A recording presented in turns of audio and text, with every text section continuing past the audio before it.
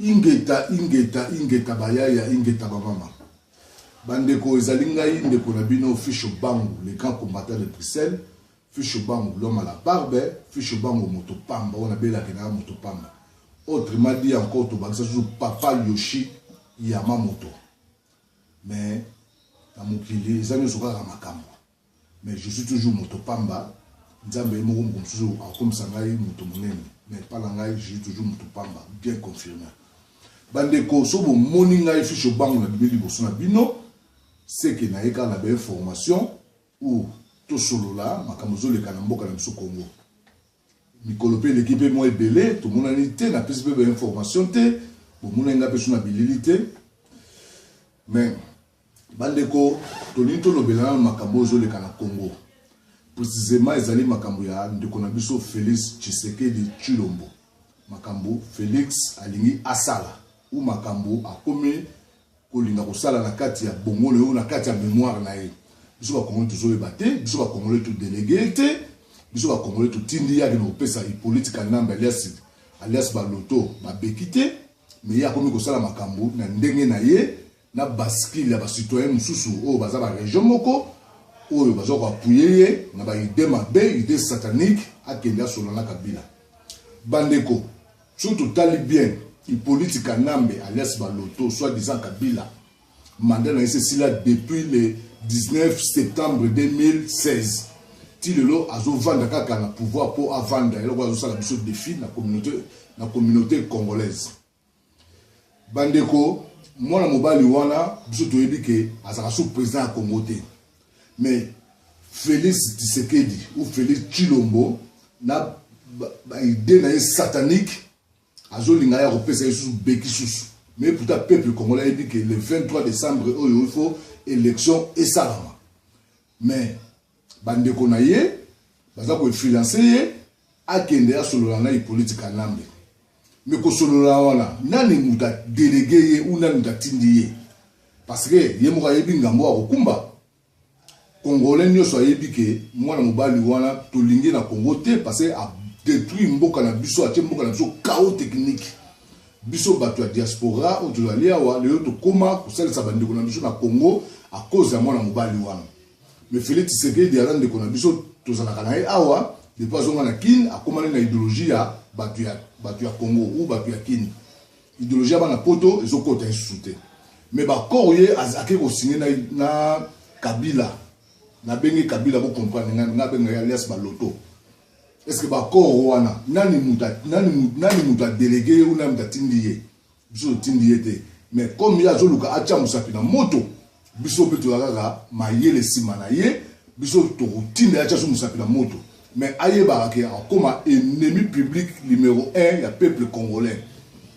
Parce que soko tali bien Félix Tshisekedi a un droit à kende kopesa mwana mobali na bekité.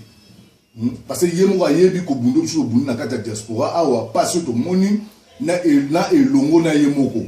Mais pourquoi a commis na mboka kuna alinga changer esprit ata le koso ya mbongo yango to lobaki bien que papa Tshisekedi pauvre papa Tshisekedi akufa azali awa azana kafo awa umba ba condition bango basengaki bango bato IDPS na condition oyo gouvernement il y a soi-disant gouvernement au mandat c'est là car comme illégal illégitime ba condition et pesa qui bien té.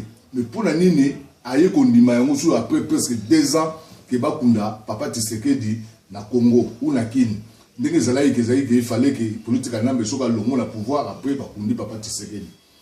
Mais yango to lobby comme hier à ngocha musapi na moto mutatindi azate muta délégué azate comme ngocha musapi na moto wala étalé.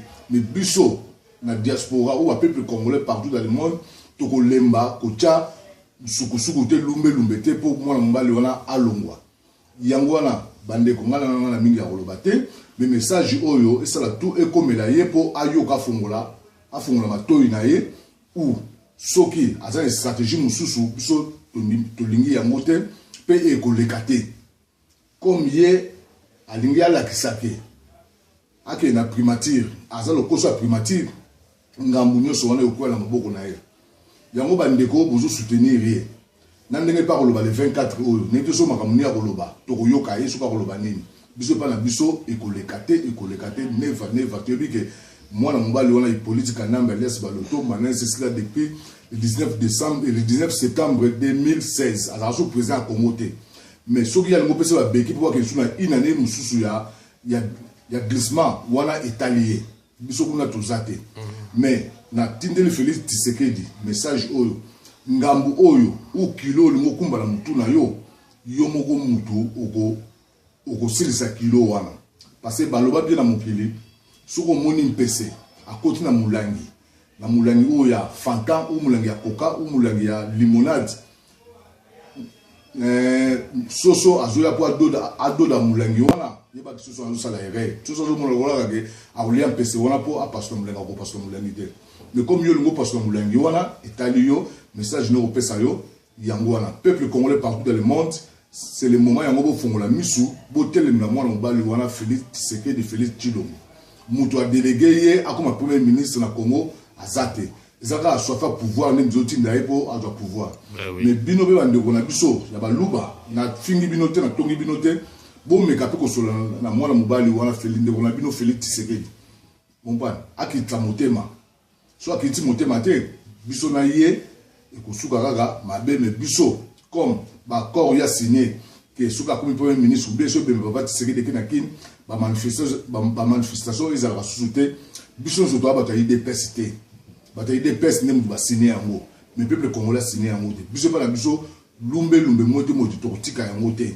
on va tocha politique en namba laisse baloto toujours bandi kolo po alongwa po tu dis que maintenant c'est ici là yango la bande ko moi message mukena ko pesa binonde yango yo to fongola misu congolais kozonga simate congolais zala liboso congolais réclamer ba droit na yo po eza droit ya bino ba congolais on va mandat na mboka na biso la constitution mboka na biso loba ke muto akosala mandat moko ba prolonger une fois et ça le lokola deux mandats troisième mandat tikeli muninga mususu mais comme moi mbali wa zoli mutika pouvoir te azonga sala biso défi na bande ko so ba congolais o baza ba traître o baza ko accompagner biso na bino to kotika te to tout sima na bino boye ba ke na Congo to kofi presque 16 millions d'habitants oyo babomi bino bozomona na beni kokata batu mitu tongo pokwa bana mike ba mama ba papa basi ba viol tout mamutu bozomona yango mais Félix Tshisekedi andimi a accompagner politique nambe alias baloto ingeta message na Alexandre yango na bye. Merci beaucoup papa. Bye.